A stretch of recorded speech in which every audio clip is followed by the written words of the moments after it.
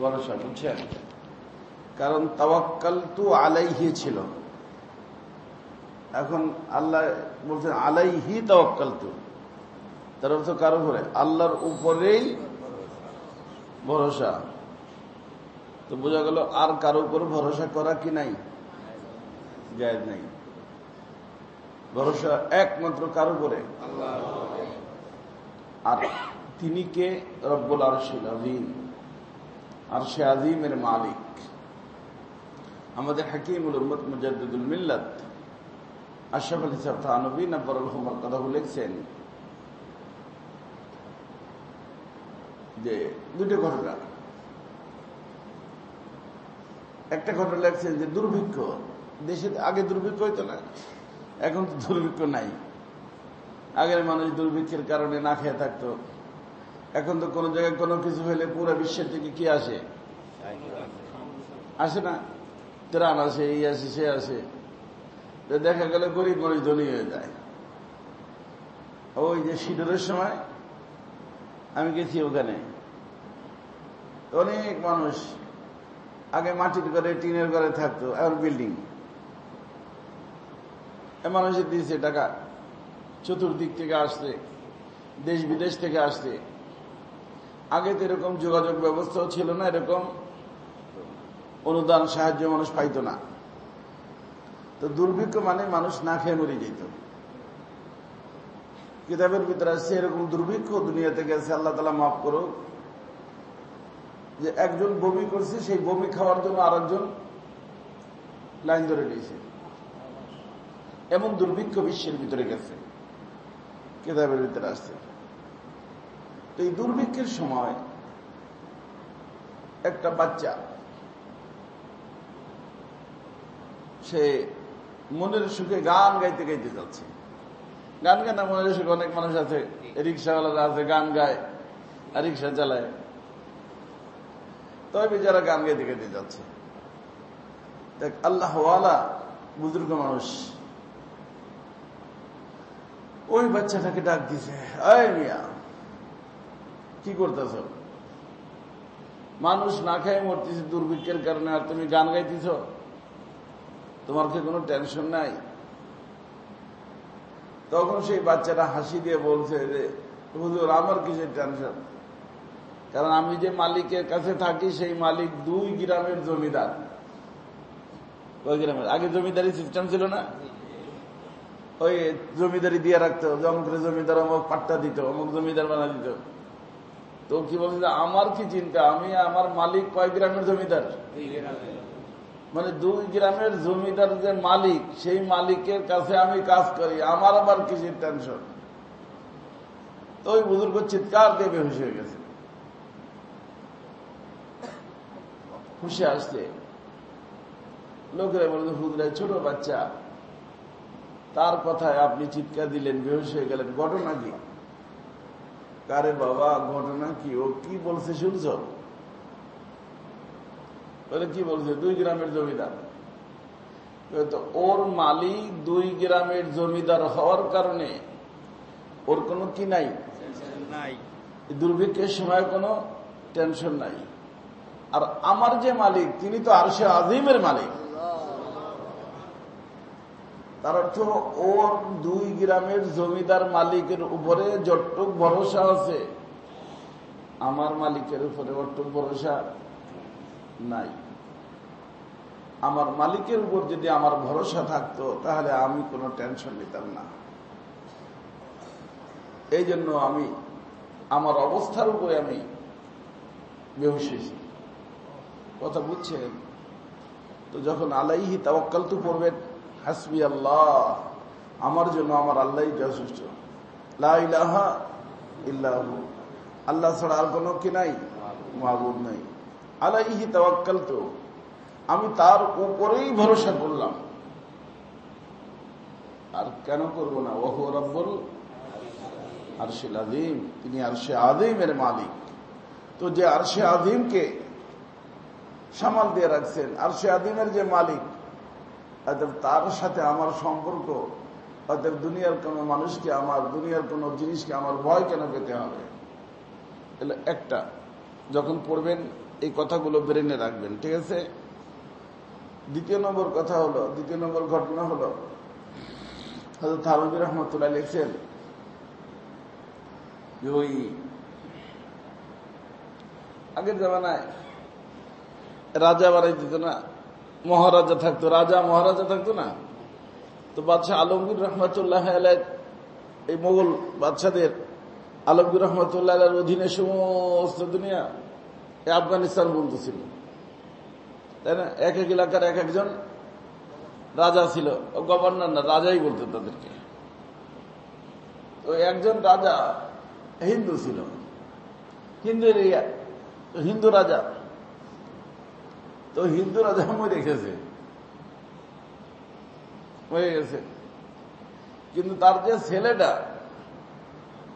ছেলেটা অল্প বয়স, রাজা হওয়ার উপযুক্ত না। এখন ওই তার যে মন্ত্রী পরিষদ ছিল ওই রাজার, পার্লামেন্টের সদস্য, তারা চাইতো যে তার ছেলেই রাজা হোক, আমরা দেখে শুনে দেশ চালাবো, কিন্তু রাজা হোক কে? কিন্তু অনুমোদন লাগবে কার? আলমগীর রহমতুল্লাহ আলাইহ। উনি লিখে দিলে সে রাজা হবে, তাহলে তো রাজা হবে না। আর ওই লোকের যে ভাই ছিল তার ছেলেরা আবার যোগ্য, তারা চাচ্ছিল আলমগীর রহমতুল্লাহ নিকটে যাইয়া যে রাজা যে ছিল সে কি হয়ে গেছে, মারা গেছে, তার ছেলে ছোট নাবালিক, অতএব এইটা এখন আমাদের নামে ট্রান্সফার করে দেওয়া হোক। তারা এই প্ল্যান করতেছিল, মন্ত্রীর ভিতরেও কিছু ছিল। তো ওই রাজার যে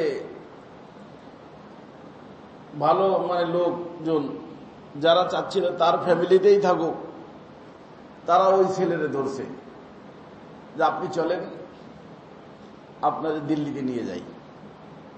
নিয়ে নাবালিক আলমগীর রহমতুল্লাহ থেকে বললে, উনি ভালো মানুষ, রাজত্ব যদি একবার আপনাদের ফ্যামিলির থেকে বাইরে যায় আর আপনি পাবেন না, আপনার নামে লেখাই দিই আমরা। আর আমরা মন্ত্রীরা যাইয়া বললে উনি কি করবেন? শুনবেন, চলেন। ছেলে রাজি হয়েছে, গেছে। এখন ওই যে মন্ত্রী পরিষদ যে যাচ্ছে কার সাথে, এই নতুন রাজা বানানোর জন্য রাজার ছেলেরা রইয়া, এখন ছোট মানুষ তো এক একজন এক একটা কথা বুঝায় যে বেটা শোনো, উনি তো অনেক বড় মানুষ, তোমাকে রাজত্ব লিখে দিতে হলে প্রশ্ন করতে পারে, তো যদি এই প্রশ্ন করে তো এই উত্তর দিবা। মন্ত্রীরা যেরকম বুদ্ধি দেয়, ওই এক একজনের বেরেন একটা আসে, আর ওরা ডাকে, শোনো, যদি এই প্রশ্ন করে এই উত্তর দিবা, এই প্রশ্ন করলে এরকম করতে করতে করতে করতে ওই দিল্লি পর্যন্ত গেছে। আর যে যা বলছে শুনছে। তো এখন যখন ভিতরে ঢুকবে, কিল্লার ভিতরে ঢুকবে শাহী গেট দিয়া দিল্লিতে, তখন বলছে একটু আপনারা পাশে আসেন, আমার একটা কথা আছে। রাজার ছেলে তো, কি কথা? দাঁড়াইছে সবাই। আমার কথাটা এই যে আপনারা যত আমার ওই যে ওখান থেকে রওনা হয়ে এই পর্যন্ত বুঝাইলেন, আমি সব বুঝটা পাইছি। সম্ভাব্য যত প্রশ্ন আপনারা বলছেন, প্রশ্নের উত্তরও আমরা শিখেছেন, ও আমি মুখস্থ করছি। এখন রাজা যে এখন যার নিকটে আসছে আলমগীর রহমতুল্লাহ আলাইহ, সে এই প্রশ্নগুলো করতেও পারে নাও পারে, করলে তো আমি ওই উত্তর দেবো যেটা আপনারা শিখেছেন। কিন্তু এই প্রশ্ন না করে যদি অন্য প্রশ্ন করে, তাহলে আমি কি উত্তর দিব? বুঝে আসছে? তখন সবগুলো পাতা এরকম নিচে করছে, আমরা যা করছি ভুল করছি। এই প্রশ্ন যে করতে পারে, সে উত্তরও দিতে পারবে। বুঝে আসছে না? मोहब्बत सिखा देती है आदाब मोहब्बत। ফকিরে যদি আল্লাহ বাদশা বানায়, ওই রাজত্ব কিভাবে চালাইতে হবে, যেই আল্লাহ বাদশাহাত দিতে পারে সে আল্লাহ রাজত্ব চালানোর বুদ্ধিও দিতে পারেন। কথা বুঝে আসছে?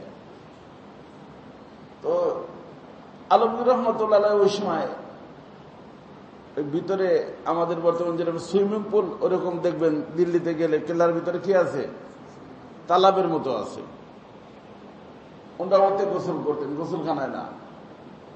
তারপরে গোসলখানাও আছে, গোসলখানায় এসে কাপড় চোপড় পরিষ্কার করতেন, তালাবে গোসল করতেন, যেটাকে সুইমিং পুল বলা হয় বর্তমানে। ওরকম আছে দিল্লির ইসের ভিতরে, আমি গেছি কেল্লার মধ্যে। তো আগে দেখবেন যে মানুষ শরীরে তেল মালিশ করত, সরিষার তেল মালিশ করতো, তারপরে কি করতো, এক একজন এক একটা দায়িত্ব থাকতো, গোসল করতো। তেল টেল মালিশ করে গোসল করার জন্য হাউজের চতুর্দিক দিয়ে, সুইমিং পুলের চতুর্দিক দিয়ে ঘুরতেছেন কে, আন্দার মহল হযরত আলমগীর রহমতুল্লাহ আলাইহি। বাদশা ছিলেন, বহুত বড় আল্লাহর ওলি ছিলেন। বুঝে আসছে? আল্লাহ আজীব আজীব ঘটনা আলমগীর রহমতুল্লাহ আলাইহি। তো উনি শুনছে যে একটা বাচ্চা আসছে, অনেক বুদ্ধিমান, বুদ্ধির কথা বলে, বাহিরে বাইরে প্রচার হয়ে গেছে। কি জন্য আসছে? এই কারণে আসছে। তুমি বলছে ডাকো দেখি, আমিও দেখি বাচ্চারে কেমন, কি বুদ্ধি। ছোট তো, যার কারণে ভিতরে গেছে না বালে। আলমগীর রহমতুল্লাহ নিকটে যাওয়ার পরে কথাবার্তা বলছে, এর ভিতরে হঠাৎ করে তার দুই হাত ধরছে। অনেক সময় আমরা ছোট বাচ্চার এই যেরকম দুই হাত ধরে ভালাই দিতে চাই না, দিলাম তোরে ভালাই বলে না, এরকম ওর দুই হাত ধরে উঁচা করছে যে দিলাম তোরে ভালাইয়া। কোথায়? পানির ভিতরে। এটা বলার সাথে সাথে জোরে হাসিয়া হইতে, জোরে কি দিছে, হাসছে। আলমগীর রহমতুল্লাহ ছাড়িয়ে দিয়েছেন। ছেড়ে দেওয়ার পরে এখন আলমগীর রহমতুল্লাহ বলছেন, না, তোমাকে রাজত্ব দেওয়া যাবে না, কারণ তুমি অ্যাবনর্মাল। কারণ যেই জায়গাটা ছিল কান্না করার, সেই জায়গাটা তুমি কি করছো? তো হাসির জায়গায় কান্না, কান্নার জায়গায় হাসি, এটা কিসের লক্ষণ? পাগলের লক্ষণ। কিন্তু পাগল বেটা, তোরে রাজত্ব দেওয়া যাবে না। তখন সে বলছে, বাচ্চা নামদার, আপনি বড় মানুষ, আপনি যা ইচ্ছে তাই করতে পারেন, কিন্তু আমি হাসলাম কেন এটা তো আমার জিজ্ঞেস করেন। হ্যাঁ, এটা তো ঠিক বললো, তুমি হাসা লাগা। আমি আমার বাবার নিকটে শুনছি। কার নিকটে? ওর বাবাকে, রাজা। বাবার নিকটে শুনছি যে বড় মানুষ অনেক বড় হয়। বড় মানুষের যদি কারোটা আঙ্গুল ধরে তাহলে তাকে কেউ কিছু করতে পারে না। কি ধরে? আঙ্গুল ধরে, তারা কেউ কিছু করতে পারে না। এটা কে বলছে? ওর বাবাই বলছে। ওর বাবা কি ছিল? রাজা ছিল। তো আপনি যখন আমার দুই হাত আপনার হাতের মধ্যে, বড় মানুষ এক আঙ্গুল ধরলে কেউ কিছু করতে পারে না, তা আমার দুই হাত যখন আপনার হাতের মধ্যে, তখন আমি হাসি দিচ্ছি যে আমার ভাগ্য, যার আঙ্গুল ধরলে কিছু করতে পারে না, তাহলে আমার দুই হাত তো এখন আলমগীরের কিসে? হাতের মধ্যে। আমার আর কেউ কিছু করতে পারবে না। এখন পানি কি? কিছুই আমি ভয় করি না। হচ্ছে এত বলার পরে আলমগীরের মতলা হাসি দিচ্ছেন। বলছেন লাউ, পরে লিখে দিয়ে দেব, লেখো ওর নামে রাজত্ব। রাজত্ব লিখে দিয়ে দিছে। কার নামে? বাচ্চার নামে, নাবালেক বাচ্চা নামে রাজা বানিয়ে দিয়েছে। ও কি বলছে? আমার দুই হাত আপনার হাতের মধ্যে। আমাদের হাকিমুল মতানবী বলেন যে ওই বাচ্চার আলমগীর রহমতুল্লাহর উপরে যতটুক ভরসা ছিল, একটু ভরসা যদি আমাদের আল্লাহর উপরে হইতো, তাহলে আমরা কখনো টেনশন নিতাম না, পরেশান হইতাম। কথা বুঝছেন না? এই জন্য আলাইহি তাওয়াক্কাল, তো পড়ার সময় কি করবেন? চিন্তা করবেন, আজ আল্লাহর উপরেই আমি ভরসা করলাম, আর আমার আল্লাহকে রব্বুল আরশিল আযীম, রব্বুল আরশিল আযীম, রব্বুল আরশিল আযীম, আরশে আযীমের মালিক। যে আরশে আযীমের মালিক, তার সাথে আমার সম্পর্ক। তা আমার এই সলিমদ্দির কলিমদ্দির চিন্তা করার কি দরকার আছে? যে তারা বিরুদ্ধে গেল, পক্ষে আসলো, বিপক্ষে গেল, এর চিন্তা করার দরকার আছে? কারণ মালিককে, আরশে আযীমের যে মালিক, সে আমার মালিক। কথা বুঝছেন? তো হযরত রহমতুল্লাহ, হযরত থানভী রহমতুল্লাহ বলতেন যে এই হিন্দু নাবালেগ বাচ্চার যতটুক ভরসা আলমগীর রহমতুল্লাহর উপর ছিল, একটুক ভরসা আমাদের আল্লাহর উপরে আমাদের নাই। এই জন্য আল্লাহর উপরে ভরসা পয়দা করতে হবে। এই জন্য যখনই এটা পড়বেন 7 বার, হাসবি আল্লাহু লা ইলাহা ইল্লাহু আলাইহি তাওয়াক্কালতু হুয়া রাব্বুল আরশিল আযীম। এই যে ওয়াহুয়া রাব্বুল আরশিল আযীম, আলাইহি তাওয়াক্কালতু ওয়াহুয়া রাব্বুল আরশিল আযীম। আমাদের যে বলে না যে নিত্য ঘষায় পাথর ক্ষয়, পানির ফোঁটা যদি বারবার পড়তে থাকে, পাথর কি হয়ে যায়? হ্যাঁ, গর্ত হয়ে যায় না, ছিদ্র হয়ে যায়। তো এই যে আলাইহি তাওয়াক্কালতু যখনই 7 বার পড়বেন প্রত্যেকদিন সকালে বিকেলে, তো ব্রেনের পরে এরকম মুরাকাবা করবেন, আলাইহি তাওয়াক্কালতু ওয়া হুয়া রাব্বুল আরশিল আযীম, আলাইহি তাওয়াক্কালতু ওয়া হুয়া রাব্বুল। এর কারণে কলবের উপর একটা চাপ পড়বে, আর আস্তে আস্তে আস্তে আস্তে কলবের ভিতরে এই কথা বসে যাবে যে আমার সম্পর্ক আরশ পাকের সাথে, আমার সম্পর্ক আরশ পাকের সাথে। এই বুঝটা যখন হয়ে যাবে, আল্লাহ পাকের মেহেরবানি, কাম হয়ে যাবে। কথা কি বুঝতে পারছেন? তো ওইটা পড়ে নাই, কালকে এটা পড়বে। আমি সকালবেলা